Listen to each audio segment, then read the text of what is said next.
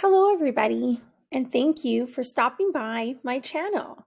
Today, we're going to be reading a book called Noah and the New Baby.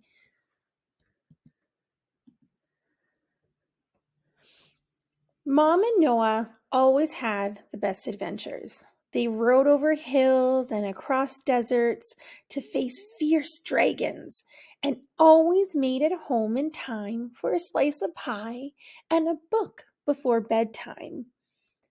But Noah was worried. Mom had told him he was going to have a baby brother. No, thank you, said Noah. He already had a puppy to look after. He didn't need a baby brother, too. Mom said the baby was absolutely, definitely going to come soon. But you've already had a baby. I'm your baby, Noah said. Mom wasn't listening. She was extra busy with painting the nursery and building the crib and buying baby clothes. Sometimes she was just too tired to play with Noah. And then the baby came. At first, he didn't do very much. He just lay there, fast asleep. I think you should put the baby away now and play with me instead, said Noah. But Mom was more tired than ever. Then after a while, the baby woke up. He was loud and stinky and messy. He was so loud and stinky and messy that when Noah went to sleep, the loudness and stinkiness and messiness filled up all of Noah's dreams.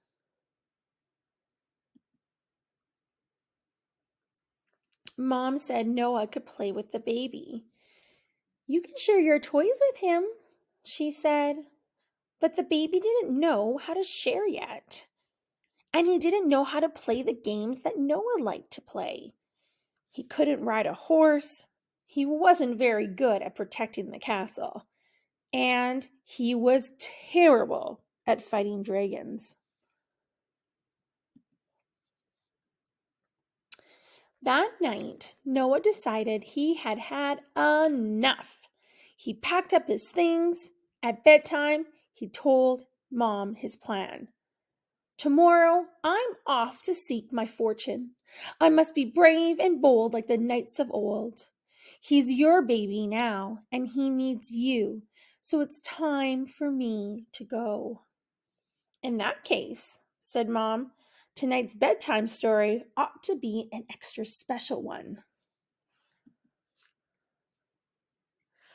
It was a story about a brave knight and a big scary dragon. I know this one, said Noah. This one's a little different, said Mom. The knight had a new knight in training.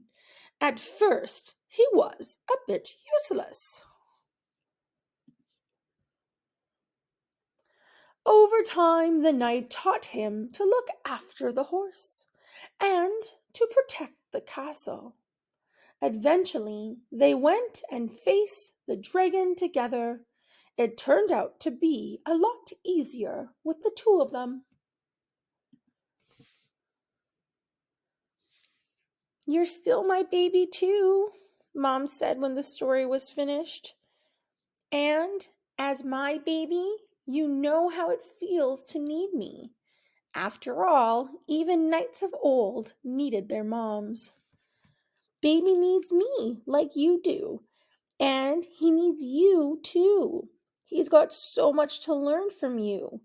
You've done all that learning already, and now you have so much you can share with him.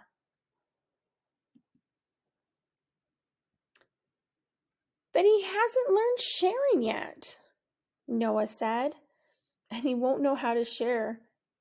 And he won't know how to share you with me. That doesn't matter, said Mom.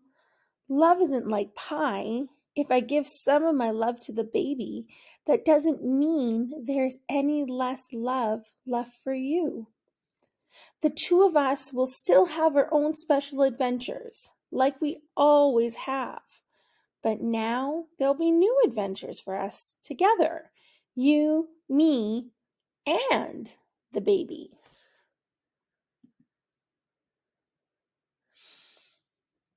That is the end of the book. And we saw it can be difficult when a new addition is brought into a home. There is a little bit of advice for parents and caregivers from the author, Dr. Sherry Combs. So let's take a look to see. It says a new baby brings changes for everyone in the family. There is always a lot to think about and do in preparation for a new arrival. Managing older siblings' feelings of excitement and worry can add to that list. It's natural for your child to have a wide range of thoughts, emotions, and feelings surrounding the mysterious new person about to drop into their lives. These emotions can be hard for children to handle because they trigger bodily responses that a child hasn't yet learned to recognize and regulate. In response to the news of a new baby, your child may feel excited, overwhelmed, jealous, or confused, or all of these things at once. As they try to interpret these feelings, your child may act differently, seem sad, withdrawn, clingy, more angry, or anxious for a while. Children often find it difficult to put their feelings into words, so it can be up to you to recognize and interpret their emotions. If you notice your child is acting differently, this can be a good opportunity for you to talk to them about the upcoming changes and how they feel about them. This book is a tool to help you talk about these forthcoming changes, reassure your child, and look forward to the new baby together. The story in Noah and the New Baby affirms your child's importance to you and the new baby. It prompts your child to use their imagination to help them understand the complicated mix of emotions they feel. And it helps them secure and confident that you will always love them unconditionally, even when the baby arrives. Understanding these things will help your child's mind and body to relax and will soothe their brain's chemicals response to upsetting thoughts, making them calmer, more resilient, and more at ease with the changes happening around them. Taking the time to read this book with your child and to talk about their feelings will help them feel listened to, understood, and safe. They will learn that they don't have to face worries alone and that you are there to support them through tricky times. If you continue to feel worried about how your child is coping with the new baby, speak to your pediatrician, or there are lots of counselors and therapists who deal with children's emotions. Always make sure anyone you consult is registered with a recognized professional body. So some really good tips for parents, caregivers, guardians who are introducing a new family member. It can be a little tricky in balancing how you show love. It might look a little bit differently initially, but to just reassure the child that there is still love and things will feel normal in a little bit, but this new change kind of ruptures what that child formerly did know as their world. I hope you enjoyed this book and the notes from the author. I look forward to you stopping by my channel, and please like and subscribe and leave a comment if you wish. Take care, everyone.